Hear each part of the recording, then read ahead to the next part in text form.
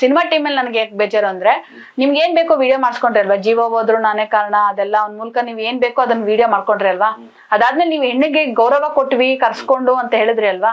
ಅದಾದ್ಮೇಲೆ ಅವಳು ಏನಾದ್ಲು ಸತ್ಲಾ ಬದುಕುದ್ಲಾ ಅಂತ ನಿಮ್ಗೆ ಆ ಮಾನವೀಯತೆ ಯಾಕಿರ್ಲಿಲ್ಲ? ನೀವು ದುಡ್ಡು ಬಗ್ಗೆ ಮಾತುಕತೆ ಆಡಕ್ ಹೋಗಿದ್ರು ಅಂತ ಸರ್. ದುಡ್ಡು ಬಗ್ಗೆ ನಂಗೆ ದುಡ್ಡಿನ ಆಸೆ ಇರ್ಲೇ ಇಲ್ಲ ಸರ್. ಈಗ ಅವರೇ ಪ್ರೊಡ್ಯೂಸರೇ ಬಂದು ಹೇಳಿದಾರಲ್ವಾ, ಆ ಹುಡ್ಗಿ ಕೇಳಿದ್ವಿ ನಾವು ದುಡ್ಡು ಬೇಕಾ ಅಂತ ಅನ್ಬಿಟ್ಟು. ಈ ಬೇಡ ಅಂತ ನಾನು ನಿಜವಾಗ್ಲೂ ಡೇರಿಂಗ್ ಆಗಿ ಹೇಳಿದೆ. ನಾನೇ ಅವ್ನಿಗೆ ಲಕ್ಷಾಂತರ ರೂಪಾಯಿ ಖರ್ಚು ಮಾಡಿದ್ದೀನಿ, ನಾನ್ ಯಾಕೆ ದುಡ್ಡು ಆಸೆ ಪಡ್ತೀನಿ?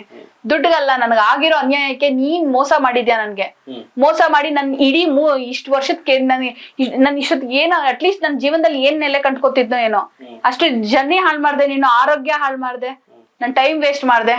ನಿನ್ ಯೋಗ್ಯತೆ ಇಲ್ಲ ಅಂತಾನೆ, ಇಲ್ಲ ನಾನು ಇರೋದೇ ಹಿಂಗೆ ಅಂತ ನಿನ್ನ ಅವತ್ತು ಡೇ ಒನ್ನೇ ಹೇಳಿದಿದ್ರೆ ಅವತ್ತೇನೆ ನಿನ್ಗೆ ಏನಾಗ್ಬೇಕಿತ್ತು, ಚಿಕ್ಕ ಶಿಕ್ಷೆ ಆಗ್ಬಿಡ್ತಿತ್ತಲ್ಲ. ಶಿಕ್ಷೆ ಅಂತ ನಾನು ಯಾವತ್ತಿದ್ರು ಕೊಡಿಸ್ತಿದ್ದೆ, ಅದು ಅವಾಗ ಇವಾಗ ಅಂತ ಇರ್ಲಿಲ್ಲ. ಮತ್ತೆ ಇದು ಸಿನಿಮಾ ರಿಲೀಸ್ ಟೈಮು, ಈ ಟೈಮಲ್ಲಿ ನೀನ್ ಯಾಕೆ ಕ್ಯಾತೆ ತಗೊಂಡ್ ಕೂತ್ಕೊಂಡೆ? ಮತ್ತೆ ಅದು ಸಿನಿಮಾ ಅನ್ನೋದು ನಾನ್ ಸಿನಿಮಾದಲ್ಲಿ ಆಕ್ಟ್ ಮಾಡಿದೀನಾ? ಅದು ನಿನಗಿರ್ಬೇಕಾ ಅಥವಾ ನನಗಿರ್ಬೇಕಾ ಸಿನಿಮಾ ಅನ್ನೋದು ಆಸೆ? ಈ ತೊಂದ್ರೆ ಆಗ್ಬಾರ್ದು ಈ ಟೈಮಲ್ಲಿ. ಗೊತ್ತು ಅವನ್ಗೆ ನೀನ್ ನನ್ ಲೈಫಲ್ಲಿ ಮೋಸ ಮಾಡಿದ್ರೆ ನಾನಂತೂ ಸುಮ್ನೆ ಇರಲ್ಲ, ಪ್ರತಿಯೊಬ್ರಿಗೂ ಹೇಳ್ತೀನಿ ನೀನ್ ನನ್ನ ಮಾಡಿರೋ ದೌರ್ಜನ್ಯನ ನಿನಗೆ ನಾನ್ ಶಿಕ್ಷೆ ಕೊಡಿಸ್ತೀನಿ ಅಂತ ನಾನು ಅವತ್ತಿಂದನೂ ಹೇಳ್ತಾನೆ ಹೋದೆ. ಸೊ ಅದನ್ನ ನಾನು ಈಗ ಮಾಡಿದ್ದೀನಿ ಅಷ್ಟೇ.